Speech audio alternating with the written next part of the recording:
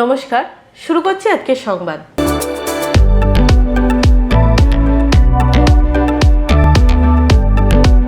11 থেকে 14 জানুয়ারি বর্ধমানের খোসবাগানে অবস্থিত জাতীয় সংঘের মাঠে অনুষ্ঠিত হলো গাছ মেলা। গাছ গ্রুপের উদ্যোগে আয়োজিত দ্বিতীয় বর্ষ এই গাছ মেলার উদ্বোধন করেন বিজ্ঞানী গুণীন্দ্রনাথ চট্টোপাধ্যায়। জেলা স্কুল পরিদর্শক দেবব্রত পাল।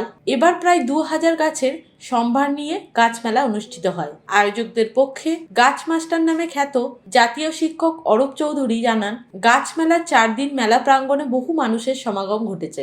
স্কুল, কলেজ, বিশ্ববিদ্যালয়ের ছাত্রছাত্রীদের পাশাপাশি সব বয়সের মানুষরাই এই গাছ মেলায় উপস্থিত হয়েছেন। মূলত পরিবেশকে সুরক্ষিত রাখার বার্তা দিয়ে এই গাছ মেলার আয়োজন। মানুষকে বৃক্ষরোপণে উৎসাহিত করা, গাছ কাটা বন্ধ করা, জলবায়ু পরিবর্তনের বিষয়ে সাধারণ মানুষকে সচেতন করা, পরিবেশকে সুরক্ষিত রাখা, এই সমস্ত বিষয়গুলিকে সামনে রেখেই এই গাছ মেলার আয়োজন। আগামী দিনেও এই ধরনের উদ্যোগ আবারও নেওয়া হবে বলে জানান অরূপ চৌধুরী। এই গাছ মেলাটা আমাদের 2 বছর অন্তর, এটা দ্বিতীয় হচ্ছে। 2024-এও প্রথম হয়েছিল এবং এবছর দ্বিতীয় হচ্ছে। এই গাছ মেলার আমাদের যেটা প্রধান বৈশিষ্ট্য হিসেবে আমরা রেখে দিই যে ছাত্রছাত্রী বা বর্তমান প্রজন্মের ছেলে মেয়েদের জন্য এই গাছ মেলাটা কিন্তু আমাদের করার উদ্দেশ্য।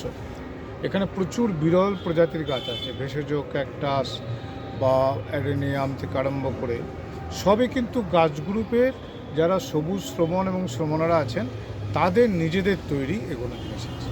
আপনারা ঘুরে দেখতে পারবেন। এই যে আমার বর্ধমান বিশ্ববিদ্যালয়ে বোটানি ডিপার্টমেন্টের ছাত্রছাত্রীরা এসছেন, আজকে অনেক স্কুল এসছিল। এদের জন্যই কিন্তু আমাদের মূল লক্ষ্যটা, কারণ আগামী পৃথিবীকে বাঁচাতে গেলে মানুষ যদি সুস্থভাবে বাঁচতে চায় তাহলে কিন্তু এরাই হচ্ছে মূল সম্পদ, মূল হাতিয়ার। আমরা যারা আছি, আমাদের বয়স হচ্ছে, এদেরকে উৎসাহিত করে এদের মনের মধ্যে সবুজায়নের যে দুর্বলতা সেই জায়গাটা আমরা সৃষ্টি করতে চাইছি। এটা আমাদের মেন উদ্দেশ্য। এছাড়া মানুষে গাছ তৈরি করুক, ছাদে সময়টা পালন করুক। করোনায় কী অবস্থা সে তো দেখা গেছে।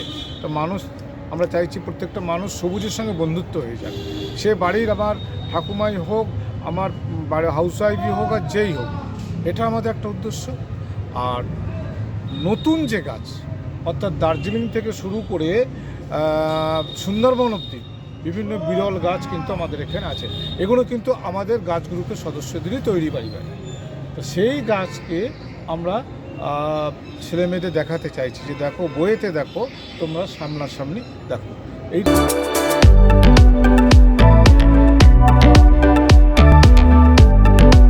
কয়েক মাস আগে সারা রাজ্যের পাশাপাশি পূর্ব বর্ধমান জেলার বর্ধমান শহরেও আমাদের পাড়া আমাদের সমাধান প্রকল্পে বিভিন্ন এলাকার উন্নয়নে স্থানীয় মানুষের মতামত নেওয়া হয়। তারা লিখিতভাবে তাদের দাবি ও চাহিদার কথা প্রশাসনের কাছে তুলে ধরেন।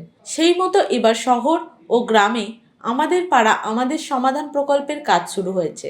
ইতিমধ্যেই বেশ কিছু প্রকল্পের কাজ সমাপ্ত হয়েছে। ঠিক তেমনই বর্ধমান শহরের 29 নম্বর ওয়ার্ডে 3 নম্বর ভবানী ঠাকুর লেনে একটি নতুন টিউবওয়েল আনুষ্ঠানিক উদ্বোধন হলো। উদ্বোধন করলেন বর্ধমান 29 নম্বর ওয়ার্ডের কাউন্সিলর তথা বর্ধমান পৌরসভার MCIC সুশান্ত প্রামাণিক। তিনি জানান, এই প্রকল্প খাতে রাজ্য সরকার খরচ করেছে 71,304 টাকা 47 পয়সা। মুখ্যমন্ত্রী মমতা বন্দ্যোপাধ্যায়ের আন্তরিক উদ্যোগে এই প্রকল্পকে বাস্তবায়িত করা সম্ভব হয়েছে। সুশান্ত বলেন, মুখ্যমন্ত্রী চেয়েছেন প্রত্যেকটি এলাকার ডাক্তার, ইঞ্জিনিয়ার, অধ্যাপক, শিক্ষক তাদের মতামতের ভিত্তিতে ও সাধারণ মানুষের চাহিদাক্রমে বিভিন্ন এলাকায় উন্নয়নমূলক কাজ সম্পন্ন করা হবে। সেই মতোই এখানে এই টিউবওয়েল তৈরি করা হলো। এর ফলে স্থানীয় মানুষেরা খুবই উপকৃত হবেন। নমস্কার, আশা করি আমাকে চিনতেই পারছেন। সুকান্ত প্রামাণিক। আমরা মাস 4 আগে আপনাদের জানিয়েছিলাম যে আমরা ডাক্তারবাবুদেরকে আমাদের স্টুডিওয়ে এনে আমরা একটা অনুষ্ঠান শুরু করতে চলেছি। অনুষ্ঠানটা এরকম ছিল যে নাম এরকম, সঙ্গে ডাক্তারবাবু। আমরা তো ডাক্তারি বিভিন্ন সমস্যা নিয়ে, চিকিৎসা সংক্রান্ত বিষয় নিয়ে অনেক সময় সমস্যার সম্মুখীন হই।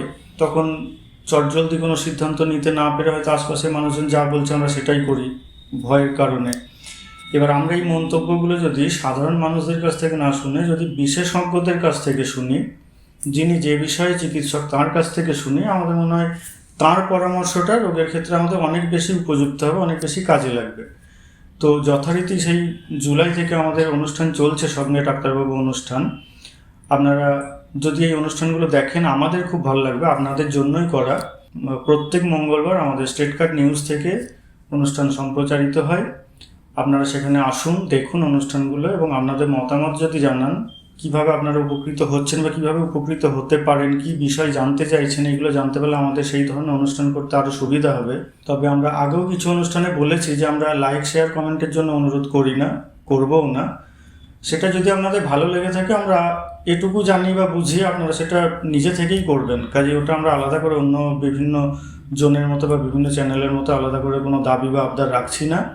শুধু এটুকু অনুরোধ, আমাদের এই অনুষ্ঠানটা আপনারা দেখুন। আপনারা যদি উপকৃত হন এর থেকে, আমরা জানবো আমাদের এই পরিশ্রম সার্থক।